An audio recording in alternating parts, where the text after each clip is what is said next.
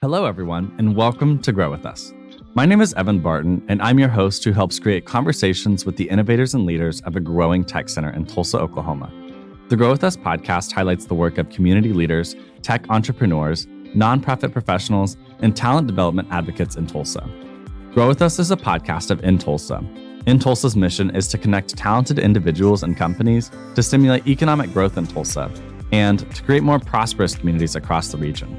Each episode, Grow With Us discusses the growth of opportunities, the growth of communities striving for change, or the tech and innovation that is changing the landscape of Tulsa. On this episode of Grow With Us, I'm chatting with Dr. Lindsey Smith, professor of English and the director for the Center for Poets and Writers at OSU-Tulsa. We discuss her roots in Tulsa and her boomerang experience back home, public creative workshops hosted by the Center for Poets and Writers happening this spring, and Tulsa's Lit Fest returns on April 18th through the 21st in 2024.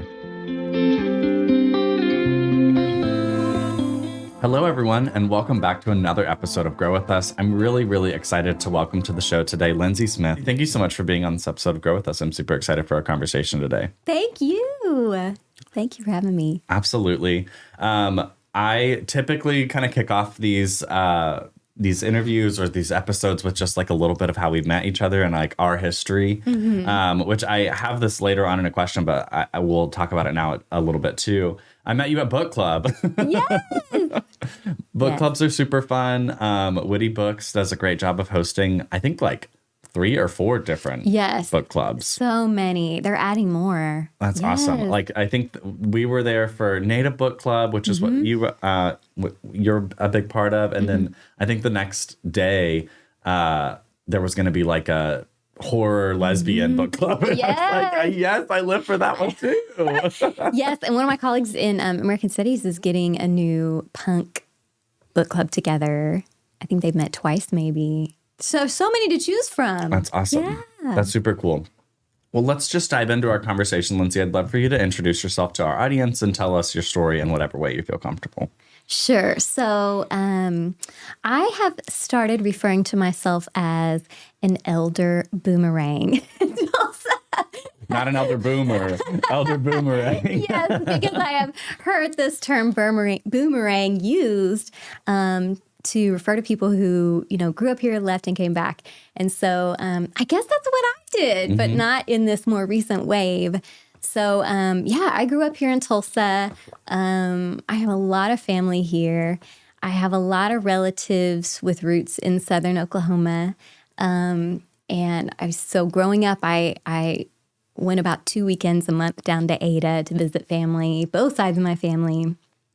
But I also had this Tulsa experience. So I grew up in Midtown before Midtown was cool.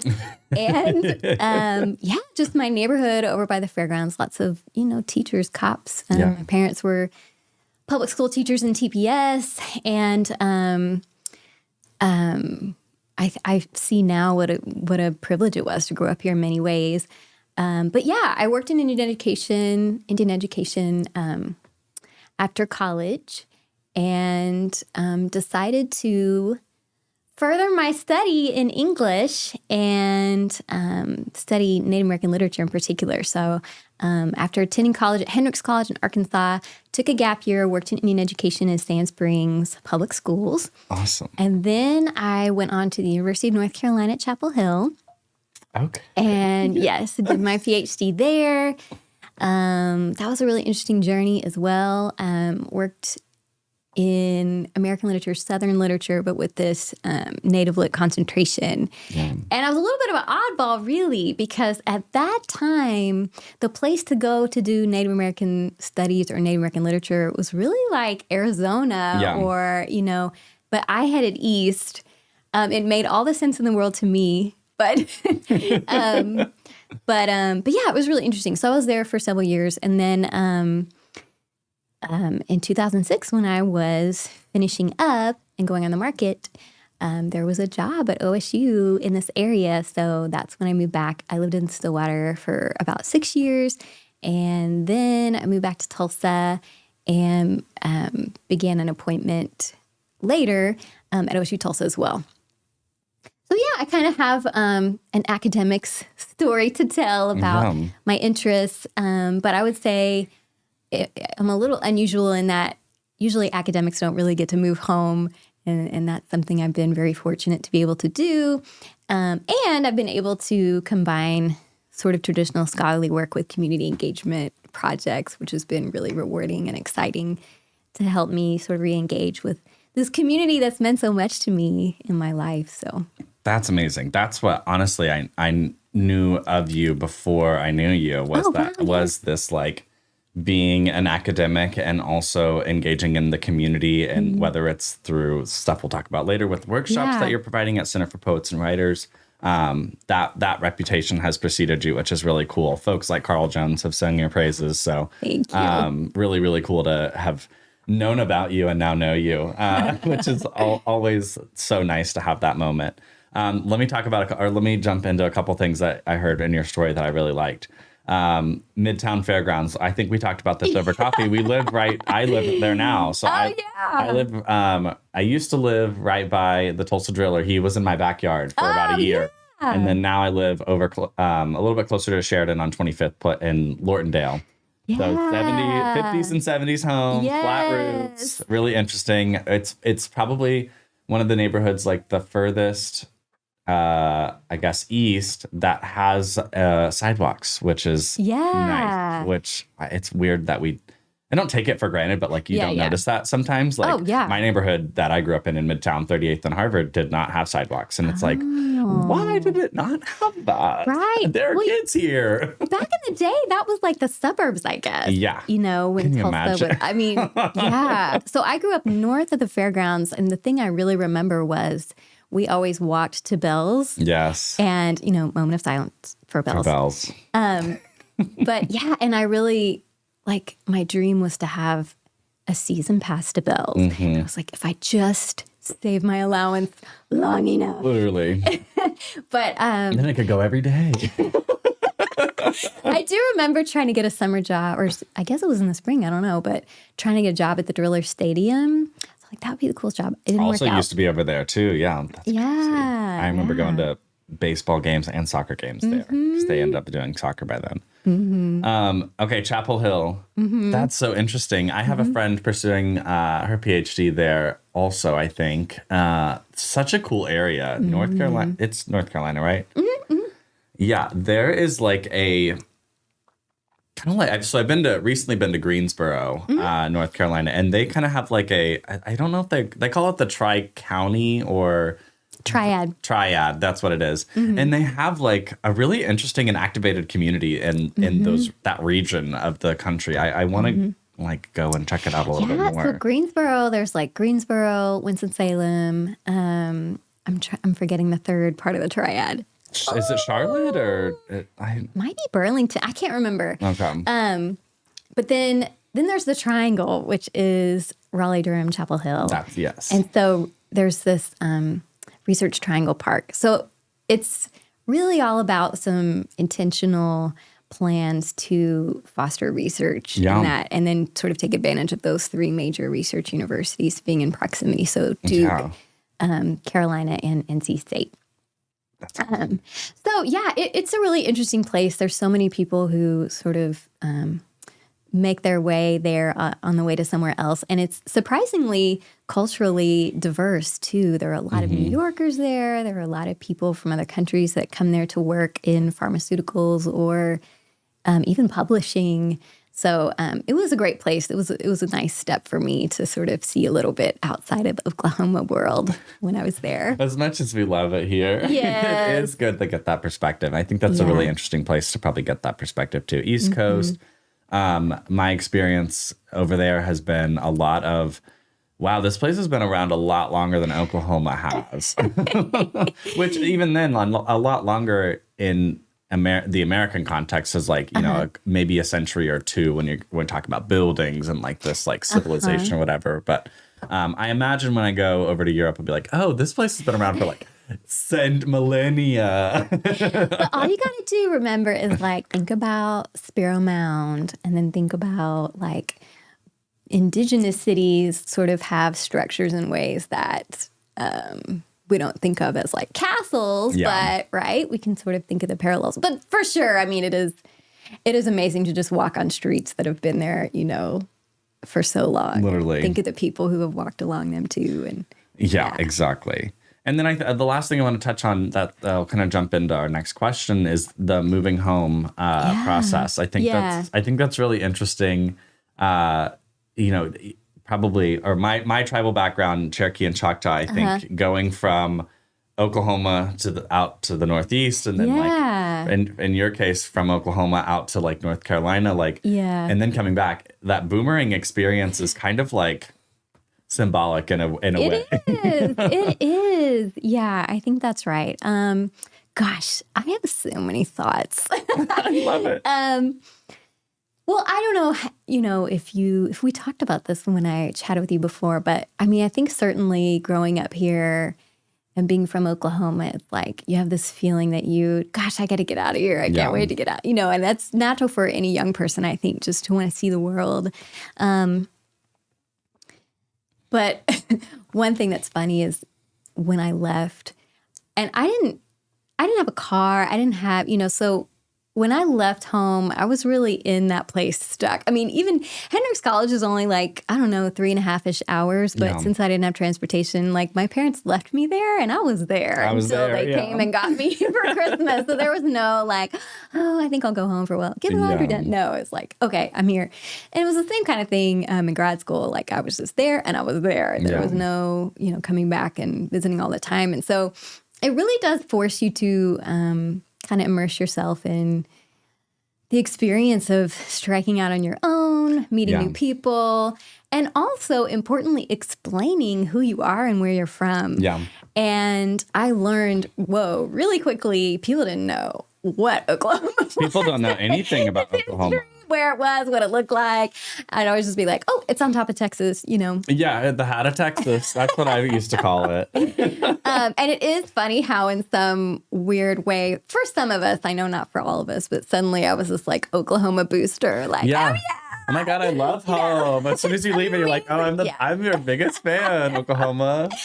Yeah, I became this Oklahoma. But yeah, I think it's a really good experience to be out of your comfort zone and to really think critically about where you're from and what it means to you. And I think for some people, they never go back because maybe it doesn't mean to them what it does to others. But it was interesting, trying to explain at that time why anyone would want to study Native American literature. People didn't even know what I was talking about. Some of my professors have heard of Louise Erdrich. Yeah. But, I did a lot of explaining all the time about, what Indian country looks like. Yes, there are Native Americans in North Carolina, guys. There's 8 tribes here. Literally. Just to point that out. Yeah. To academics. You're explaining this to people with PhDs.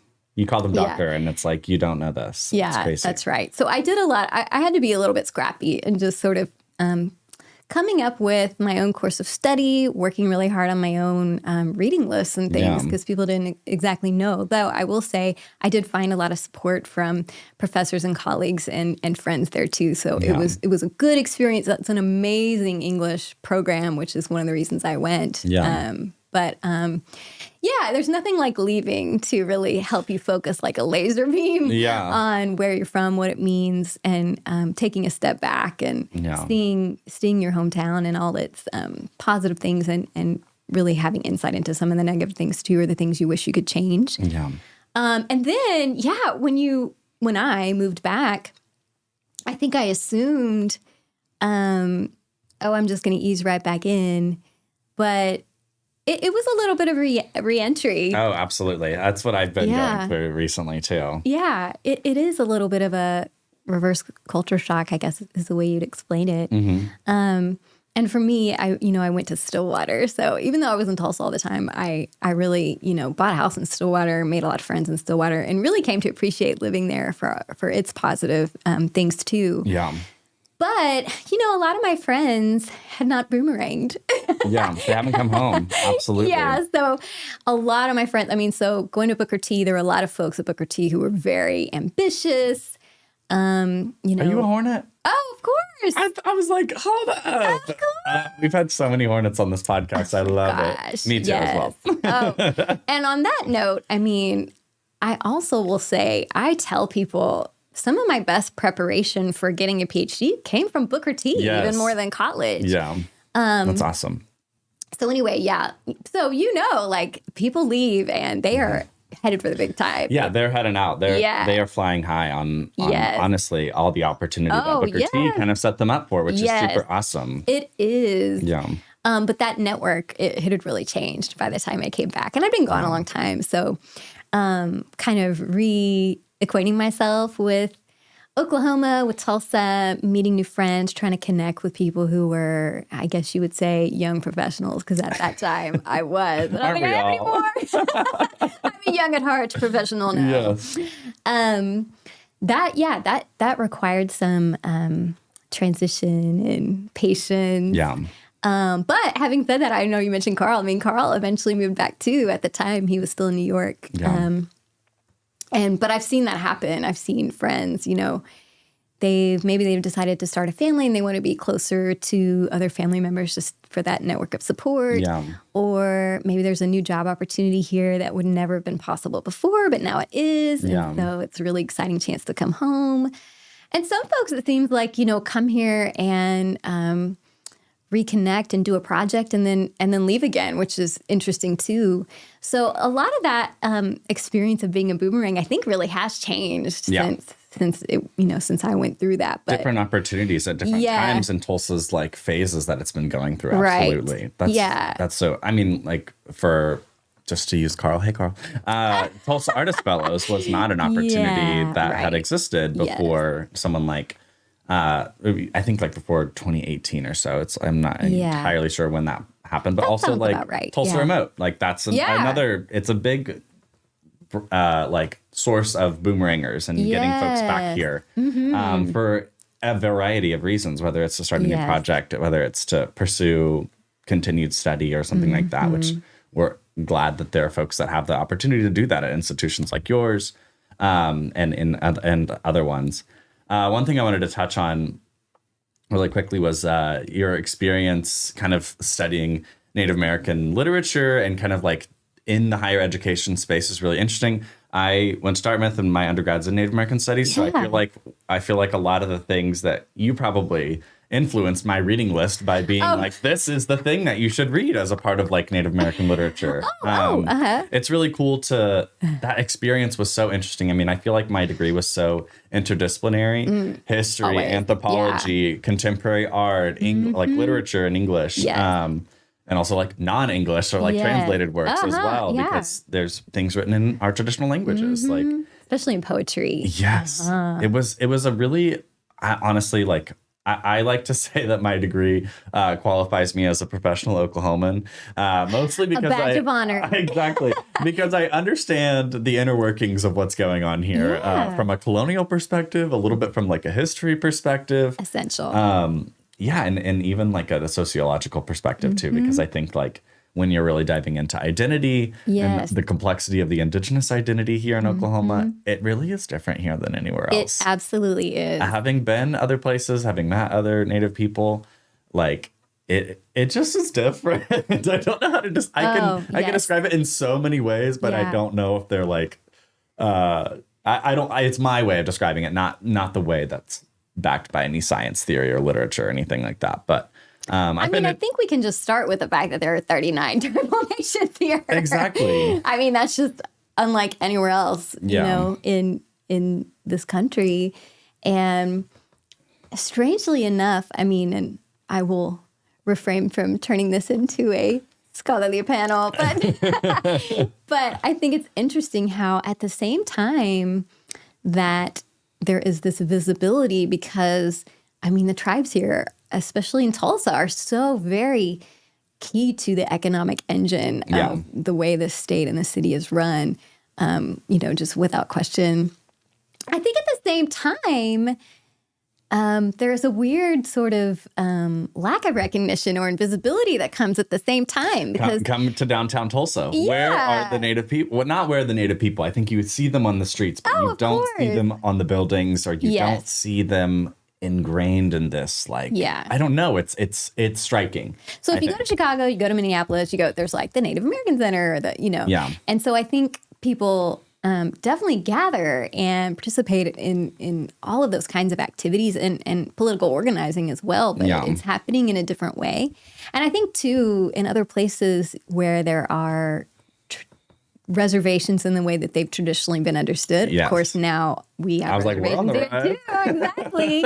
Now we are. There's that almost removal from the mainstream sort of American city spaces or whatever that almost makes it easier to say, like, well, these folks are over here. Let's honor these folks over here. Well, everywhere is everywhere's here. And everyone's Indian countries, though. I think it also disconnects us from a pan-Indian experience in a lot of ways. Not that there is one, but I think that was something that I kind of felt like when I was at Dartmouth, there was a lot of us understanding that our experiences wherever we came from actually were pretty similar. And then we were having a pan-Indian experience because we were all Native people in one place. Yes. And then to leave, or then for that to kind of manifest in different ways, it was really, really interesting to see like how our identities were kind of being filtered through or even being perceived in a place of high academic rigor, also privilege, power, mixed all of those other like systemic issues that can kind of really put a spotlight on your identity for better or for worse. So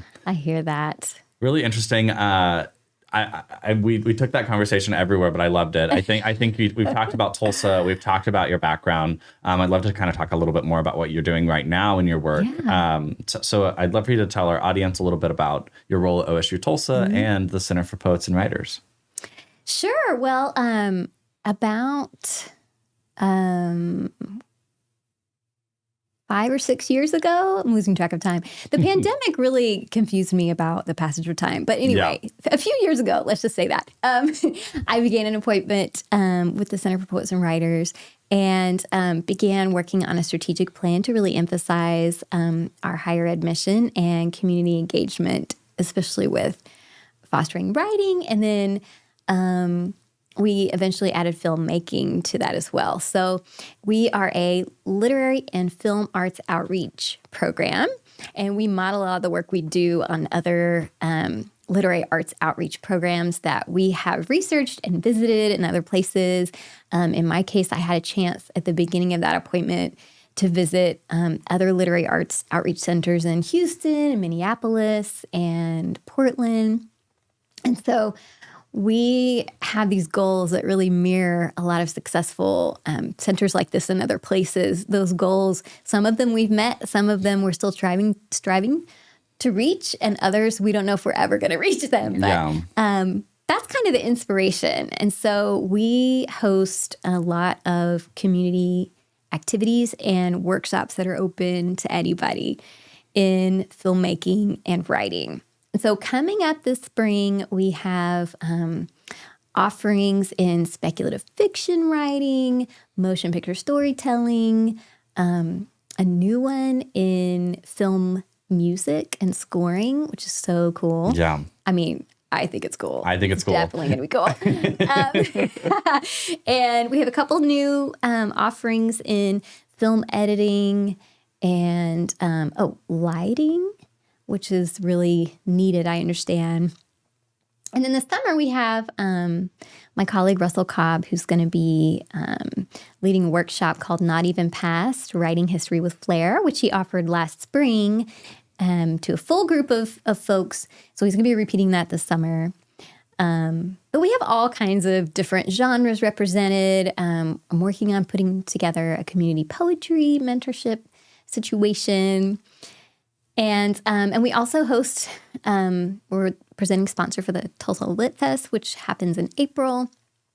And then last year in the fall, we hosted, along with some other community partners, the Indian Territory Film Festival for the first time. Yes. So we really have our hands in a lot of things. And my colleagues at Litwack is our filmmaker in residence, and he's working on stepping into a role with entertainment media that's going to be growing here on our Tulsa campus. Awesome. So we just have so many really community-minded folks that are working on this big project that's growing. That is so awesome. I really mean it when like the development of arts in this community is something that is like so important to me. So you and your colleagues are doing the work in getting the community active in it as well, which is super, super exciting to see. And I hope that it creates more and more opportunities for people here. We've kind of already seen like just in the past couple of years, like what like Tulsa as a film place can look like, and telling our stories from here involves having people from here to enable those stories to be told in a more authentic way. Yes. And that's in everything. Like you mentioned kind of lighting. It's important for people to be lit right. It's important for for people's like full authentic selves to be like visible on screen. I think that just if you're looking at the history of Indigenous people in film, they were specifically, in these old Westerns, people were in brown face or in red face and lit to be for that to be like exaggerated as like a feature of them. And they weren't even Native people. Not that it would have been better if they were, but like, no, you're right. It's just so interesting how like, media and our culture, they kind of go hand in hand. Our media reflects our culture for better or for worse as a criticism oftentimes. But now I think we're in a really interesting place with media here for it to be telling our dark past and how we've come from it in a way. I think that's like something that we're really zooming in on with Oklahoma and with Tulsa. It kind of does have a dark past that I don't think we're shying away from, because I think personally that there are so many lessons to be learned from this. I think there's so many directions to go from just us waking up almost. I don't know. It's been really cool. And I know that you've had a part in really enabling a lot of creatives to be in that space. So I just want to say thank you. And your work is awesome. Oh, thank you. I'm really inspired by, honestly, my students and how some of them are working on their own films, and some of them have just really taken these opportunities and shown up and been present to be working on these productions. And it's just the kind of thing that, again, I never really imagined was possible when I was growing up here. And I hope that it means that even if they take opportunities elsewhere, that if they want to be here, that they can now, and, don't feel like they have to go elsewhere to make a life here, Yeah. Well, and Sorry, no shade, Hollywood. It is crazy out there. That is not the place. It's not, I don't know. A starving artist can still survive, I guess, but it is the struggle bus. And I don't wish that on anyone right now. So come do it in Tulsa. You don't have to struggle as hard. Yeah. You'll be in the struggle car, maybe. We'll help. We'll help you. We'll help, exactly. Yeah. So you mentioned Lit Fest, Tulsa Lit Fest. I'd love for you to kind of talk a little bit more about it, its origins, and kind of what we can look forward to with this iteration of it. Our first Tulsa Lit Fest was in 2018, and we began that as really more of a poetry festival, but we soon realized that we were going to be leaving out a lot of important literary genres, people who participate in, this world of self-expression. And so decided to expand that a little bit. That first year, we got kind of lucky because there were just a few people that were coming into town, like visiting OSU, and the dates just kind of lined up, and it all sort of came together. And I don't know how we did it because we started late and we didn't know what we were doing. Started on Indian time. But it went well. We had a great, experience and good feedback, and learned some lessons too after that first year. And then, just kind of kept working on it, coming up with new ideas. And then it was 2020. And the infamous year. Yeah, we were about to, launch Lit Fest, and we had such a great just list of guests and so many wonderful things planned. And it felt like we were really building some key momentum, support, funding, etc. Yeah. And then it was just like, see y'all on Zoom, And, Tough. as we all recall, it just took a long time for people to feel comfortable doing something on that scale. Yeah. Even when people were sort of tiptoeing back out in public, it wasn't necessarily on this, like, we're having a massive festival with and we want many everyone guests. to come. Yeah. And people are going to ride on airplanes from other parts of the world. It's going to be great. So we really just didn't do it. Yeah. And I just didn't know if we'd ever do it again. And just personally, like, my daughter, when all that went down, my daughter was in preschool. So I was soon realizing that for this foreseeable future, I was going to be parenting her and teaching her at home, teaching my students from home. And I didn't know if we were ever going to do community things like at all. We did a few workshops over Zoom, and those were really interesting because we had people from Alabama, all other parts of the country participating, which was pretty cool. But yeah, I mean, I just was like, well, that was great. Anyway, it's over. Yeah. And so eventually Onika Asamoah Caesar of Fulton Street Books reached out to me and was like, what's up with Lit Fest? And it wasn't too long after she had opened her bookstore in Latimer, I'm pretty sure. Yeah. And I was sort of like, oh, yeah, Lit Fest. Yeah, that and everything. I've heard of her.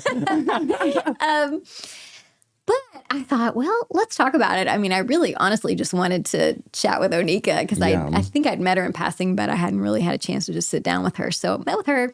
And then my colleague, Quraish Ali Lansana, also just kind of kept poking me like, when is Lit Fest? What's up with Lit Fest? When are we getting lit? It's like, what?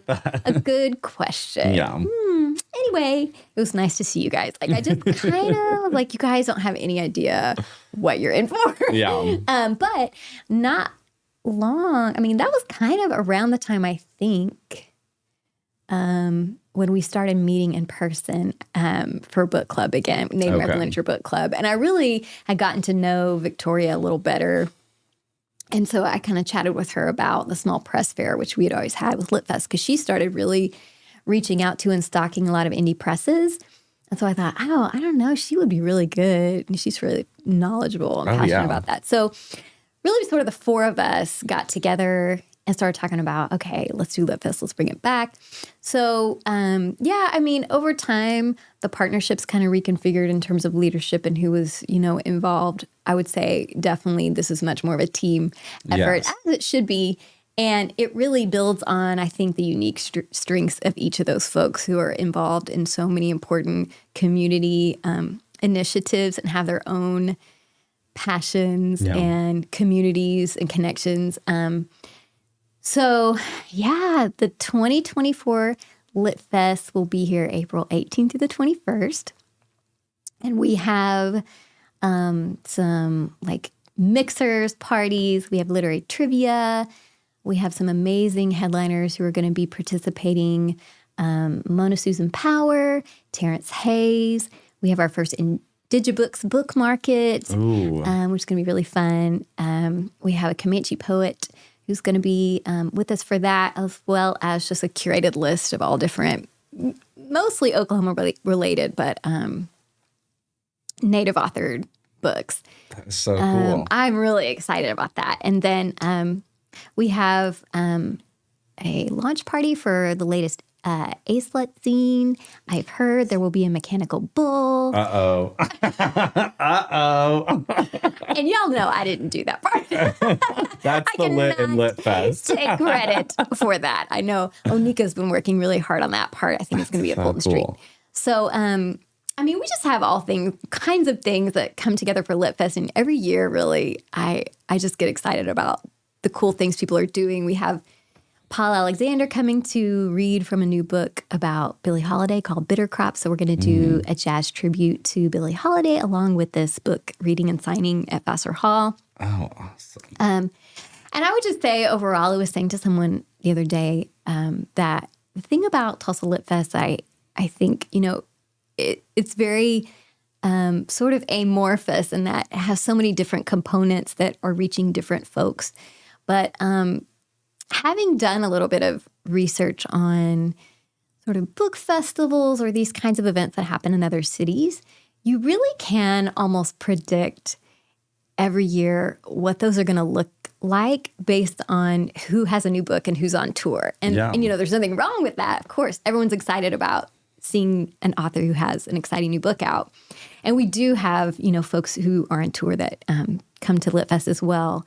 But a lot of our intention is to make sure that this is a weekend that is actually not like the book festival in Dallas or the book festival in, It's Tulsa's version of it. Yeah, we want it to be Tulsa. It's Tulsa Lit Fest. And it's for, the folks who are here. And of course, we welcome people from out of town, but it's really going to have that Tulsa flavor. And we really want people to connect, feel inspired and positive, and even be encouraged to start writing. Yeah, if that's exactly. something they really are interested in. We have so many open mic opportunities, which isn't always a part of a typical book festival that's geared more for readers. So, it is a lot of work, but I think it's so like rewarding, No, it's awesome. I was saying to Victoria and I were talking about the other day, and we're in that spot right now where like things are pretty much kind of planned, but it's not happening yet. So we're like, we're feeling that weird nerves, like, it's so much. And then once it starts, we're like having so much fun and, yay, this is great. Let's do it again, Exactly. So that's what I'll say. I just, if you haven't been to Tulsa Lit Fest before, you don't really know what it's all about. We really want you to come. We want to welcome you and help you find what will encourage you and help you find those new friends, that network of people. That's really what we're here for. So that's awesome. It sounds lit. Of course, it's so lit. It's gonna be so lit. I'm really excited to participate. I think kind of what you just talked about is so many things that are really awesome. I love the idea of there being open mics at a place where I think some people might self-select themselves out. They're like, oh my gosh, these people have books. But come, and if you're ready, like being in that audience is honestly probably going to be more rewarding than doing it with a bunch of not amateurs, but people starting out. You might get someone that hears something you said that it hit them in a way that it might not have hit in another way. I don't know. I that's my encouragement to anyone that is like maybe a little trepidatious about even starting something, or you've already started something, but you want to take that next step. I would just encourage anyone listening to just do it. And that would be a really cool place to get started. When you're talking about the Tulsa flavor, I think that that's something that I've started to like keep my eyes open for a little bit more. What is it that Tulsa does differently than other places? And I think kind of what you're hinting at and what we've kind of talked about, and my observation is like we do community really well in those spaces where art is being produced. Art is the center of it, whether it's live performance, poetry, music, or really stand-up comedy. I went to stand-up comedy, Auntie's Acting Up this past weekend. And it's like, oh, cool. Was it people? It was awesome. Yeah, people show up in Tulsa, and I think it's really that's the difference. Like we have this culture that is indescribable, but like I think there's characteristics that are really unique to this area. And I think you're going to get a lot of folks like that at Tulsa Lit Fest. So, I think so too. Yeah. Yeah. You start seeing kind of those familiar faces from those events that you mentioned, and just maybe taking that extra step to, say hello to someone that maybe looks familiar, but you haven't had a chance to connect with yet. Exactly. A lot of the open mics we do with Center for Poets and Writers, I always take a moment to say, hey guys, we're going to take a break. And I would really love it if you just found somebody, introduce yourself. Talk to someone new. It sounds a little bit like church youth group, and I don't mean it to. but I really try to also just connect people, introduce myself. Yeah. Because that can sometimes make the difference between somebody feeling welcome and heard and, inspired, and someone being like, I'm out of here, Absolutely. And you are like the most bubbly, effervescent person. Like it would be I hope that breaks the ice. As I think it does. Yeah. Lindsey, this has been an amazing conversation. Is there anything else that you want to share with our audience, kind of about things upcoming? You've talked about lots of opportunities to get involved with your workshops at Center for Poets and Writers. We've got Lit Fest coming up on April 18th through the 21st. Anything else that you want to share with us?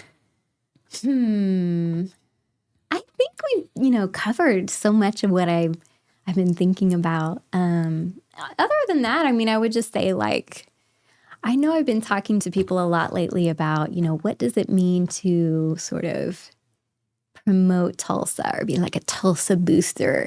And I think, we can't look away from some of the things that are really hard about living here and some of the things that make it hard for people to feel included or welcome, or that this is a place that they could really make a life. And so I think, while we're celebrating, we also have to think about the really hard things, things that we can do to address those concerns as well, so that, we can build this positive future for all of us. So yeah, we got to do a little rah-rah Tulsa. We also got to do like, hey, Tulsa, let's talk. So. Exactly. Yeah. A little intervention moment. Let's do some hard things too. That's Absolutely. Really all I guess I have to say. Well, that's awesome. I, once again, just thank you for being on this episode of Grow With Us. I think sharing all these amazing opportunities coming up to get involved with what you're working on is really exciting. I think there's going to be, we're driving traffic, and hopefully you see yourself in these places because they were meant for you to be there. So, and thank you for sharing with our audience. Thank you. Thank you for listening to this episode of Grow With Us. Grow With Us is supported by In-Tulsa Initiatives. If you're interested in learning more about In-Tulsa services for job placement and workforce development, please visit talent.intulsa.com. From there, you can join our talent network where you'll get access to our newsletter, and our talent team will make sure we put the right opportunities on your radar. We put the choice to pursue a new career and opportunities in your hands. Be sure to subscribe on Apple Podcasts and Spotify to be notified when more episodes of Grow With Us are released. Let us know what you think about how we're doing by rating and reviewing. It really helps. Grow With Us is edited and engineered by Rant9 Productions and Jesse Ulrich. This has been Grow With Us.